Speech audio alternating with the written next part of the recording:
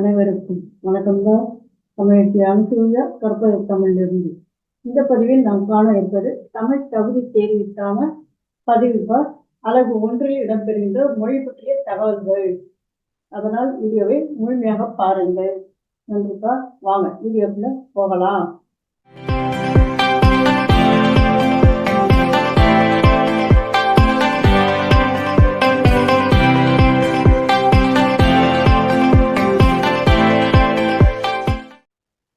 வட்டெழுத்து பிராமியிலிருந்து தோன்றியது என்று கூறுபவர் ஏ. கோபிநாத ராவ்.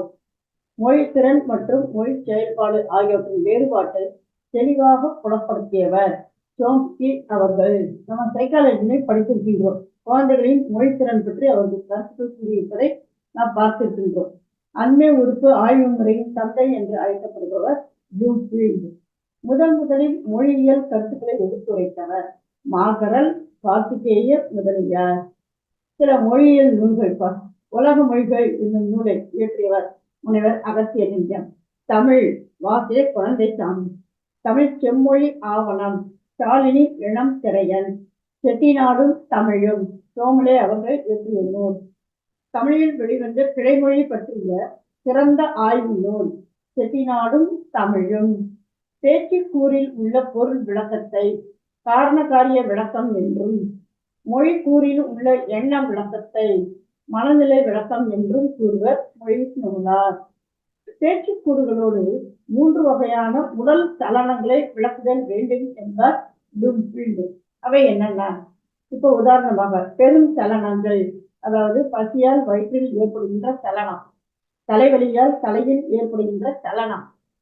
அதே போன்று சிறு சலனங்கள் என்று 2வது வகை, அது தசை சுருக்கங்கள், சுரப்பிகள் நீர் சுரப்புது. சுரப்பிகள் அதாவது நம்ம கண் கூட என்ன பண்ணும், நீர் சுரக்கும். அந்த மாதிரியான சுரப்பிகள் நீர் சுரப்பது.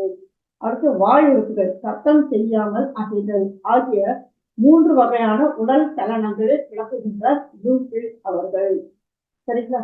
அடுத்து அமெரிக்க அமைப்பு மொழியியல் ஆளர்களால் மறைநூல் என்று போற்றப்படுகின்ற சிறப்பினை உடைய மொழி நூல் லாங்குவேஜ் என்கின்ற நூல். இதனை இயற்றியவர் ப்ளூம்ஃபீல்ட். மொழியியலார் ஒலிகளை 2 வகைகளாக பிரிக்கின்றனர். முக்கியத்துவம் பெற்ற ஒலிகள், முக்கியத்துவம் பெறாத ஒலிகள். முக்கியத்துவம் பெற்ற ஒலிகள் ஒலியன்கள் எனப்படும். ஒலியன்கள் 3 வகை: தனி ஒலியன்கள், கூட்டு ஒலியன்கள், 2ஆம் தர ஒலியன்கள். ஆமா, அப்படின்னா என்னங்கம்மா?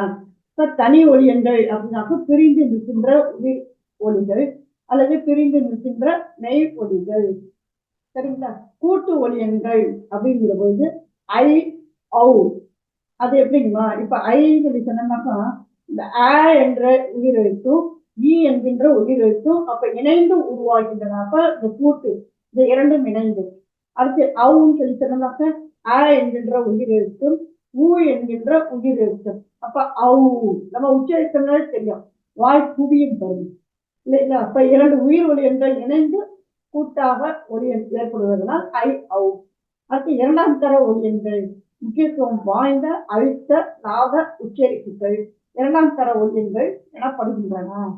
அடுத்து ஒலியன்களின் ஒலிகளை ப்ளூம்ஃபீல்ட் 5 வகைகளாக பிரிக்கின்றார். 1 சப்த ஒலிகள், 2 வல்லினம், 3 இசை, 4 மெய்யொலிகள், 5 உயிரொலிகள். உயிரொலிகள் என்பன ஆங்கில மொழியில் 9, ஸ்பானிஷ் 5, பிரெஞ்சு மொழியில் 15, துருக்கிய மொழியில் 8. தனிய நிலை மொழி எனப்படுவது சீன மொழி ஆகும். பேச்சு மொழியிலும் எழுத்து மொழியிலும் ஆய்வு செய்த மொழியியல் அறிஞர் மீடர் ஆவார்.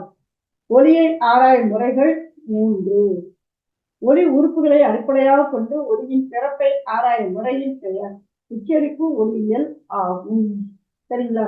ஆக நம்முடைய தமிழ் தகுதி தேர்விற்கான அலகு 1 இடம்பெறுகின்ற மொழியில் சார்ந்த கருத்துக்களை பார்த்தோம். இதனோடு தொடர்புடைய வீடியோக்களின் லிங்கையும் இணைக்கின்றேன். அவற்றையும் இணைத்து பதிவுங்கள். சரிங்களப்பா? மீண்டும் ஒரு புதிய பதிவில் சந்திப்போம். அனைவருக்கும் நன்றி. வணக்கம்.